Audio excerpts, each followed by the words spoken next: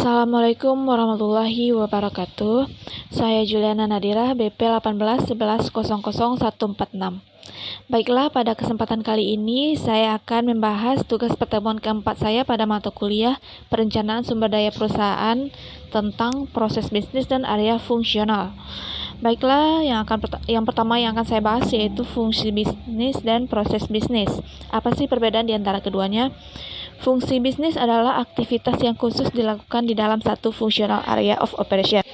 Sedangkan proses bisnis adalah kumpulan aktivitas yang memerlukan satu atau beberapa masukan dan menghasilkan luaran, seperti laporan atau peramalan yang berharga untuk pelanggan. Proses bisnis ini aktivitasnya terukur kepuasan pelanggan, pengurangan biaya, siklus dan pemenuhan waktu, kualitas, diferensiasi dan produktivitas. Inputnya itu berupa berbentuk material, orang, peralatan, dan lain-lain. Nah, di sini lebih jelas perbedaan fungsi bisnis dan proses bisnis. Fungsi bisnis menyelenggarakan perusahaan sesuai garis area fungsional, sedangkan proses bisnis menyelenggarakan perusahaan dengan optimalisasi proses bisnis lintas area fungsional. Nah, di sini terdapat satu contoh penjualan smartphone yang terdapat inputnya itu permintaan pembelian smartphone, functional area responsible for inputnya itu marketing dan sales, prosesnya itu menerima pesanan penjualan, outputnya itu permintaannya dihasilkan. Yang kedua, accounting and finance, yang inputnya itu bantuan pembiayaan dalam pembelian, prosesnya itu pengaturan pembiayaan dari internal perusahaan, dan outputnya itu pelanggan dibiayai dari perusahaan smartphone. Yang ketiga ada supply chain management, inputnya itu penyelesaian permintaan, prosesnya pengiriman, outputnya pelanggan menerima smartphone. Yang keempat marketing and sales, inputnya technical support, prosesnya dukungan konsumen, outputnya kebutuhan teknis. Nah, berdasarkan proses bisnis penjualan smartphone, terjadi kasus smartphone rusak karena proses pengiriman. Pelanggan melakukan pengembalian. Proses penerimaan pengembalian barang dilakukan oleh satu area fungsional, yaitu marketing and sales, khususnya bagian consumer relationship management.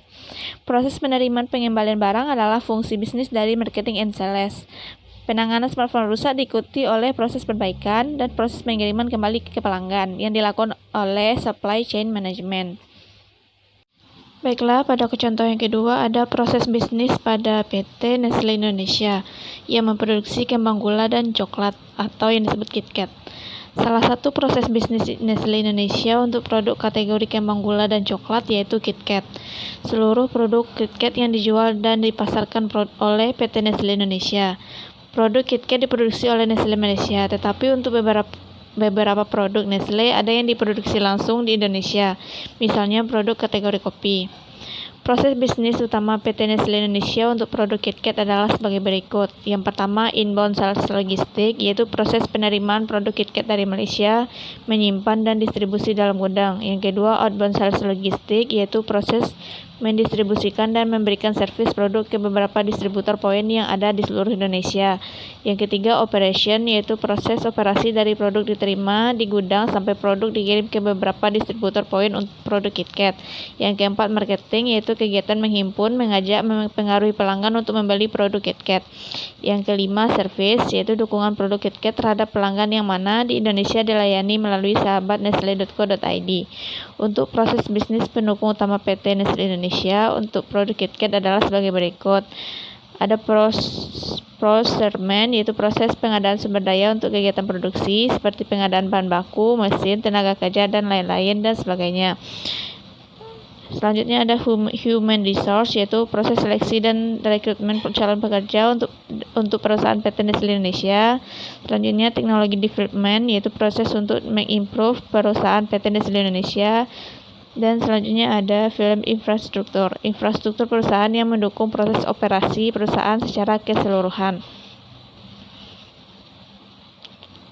Selanjutnya ada core prosesnya, yang pertama ada inbound sales logistik. Yang pertama, menerima barang dari supplier ke perusahaan, menyiapkan dokumen pemesan, verifikasi dokumen pengiriman barang, konfirmasi barang ke supplier. Yang kedua, mengidentifikasi barang yang datang ke perusahaan dari supplier, pengecekan kesesuaian barang, verifikasi barang masuk, membuat berita acara masuk.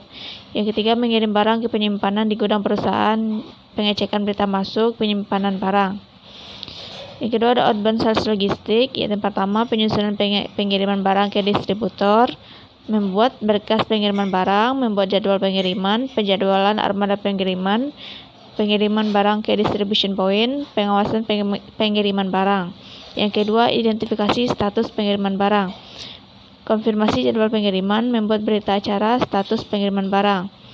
Yang ketiga ada operation, yang pertama itu pemerintahan dan penawaran barang, peramalan demand, laporan status persediaan. Yang kedua, proses administrasi barang, persyaratan penerimaan barang, kriteria penerimaan barang. Yang ketiga, proses pengendalian biaya, pengendalian operasional, dan pengendalian personalia. Selanjutnya ada marketing, yang pertama analisis pasar, yaitu riset pasar, analisis kompetitor, analisis market share, analisis SWOT. Yang kedua, penyusunan program pemasaran, perencanaan tujuan pemasaran, penyusunan strategi pemasaran, pembuatan jadwal pemasaran, perencanaan media pemasaran, perhitungan biaya pemasaran, dan perhitungan ketersediaan produk pasar. Yang ketiga, pelaksanaan program pemasaran, setup sumber daya, pelaksanaan proses pemasaran. Yang keempat, controlling proses pemasaran, pengawasan proses pemasaran, pengukuran performansi pemasaran, dan identifikasi goal. Selanjutnya ada service, yaitu pre-sale service, penawaran kembali, profiling pelanggan. Yang kedua, after sale service, yaitu promo, call center, suara konsumen. Selanjutnya ada output dan outcome. Yang pertama, inbound sales logistik. Inbound sales logistik ini yaitu menerima barang dari supplier ke perusahaan. Yang kedua, mengidentifikasi barang yang datang ke perusahaan dari supplier. Yang ketiga, mengirim barang ke penyimpanan di gudang perusahaan. Yang kedua ada outputnya, yaitu daftar pemesan, dokumen kedatangan barang ke perusahaan, jumlah barang yang terkirim ke gudang. Selanjutnya ada outbound sales logistik, yang core prosesnya ada dua. Yang pertama, penyusunan pengiriman barang ke distributor. Yang kedua, identifikasi status pengiriman barang. Sedangkan outputnya ada dua juga, yaitu yang pertama, jadwal pengiriman dengan kapasitas pengiriman yang ditentukan. Yang kedua, dokumen barang yang terkirim.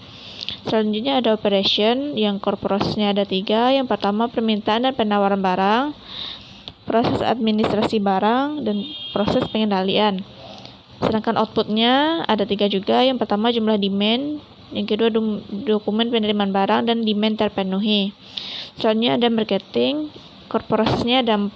Yang pertama, analisis pasar, penyusunan program pemasaran, pelaksanaan program pemasaran, dan controlling proses pemasaran. Sedangkan outputnya juga ada 4. Yang pertama, STP, program pemasaran terlaksanakan dan tercapainya goal yang sudah ditentukan.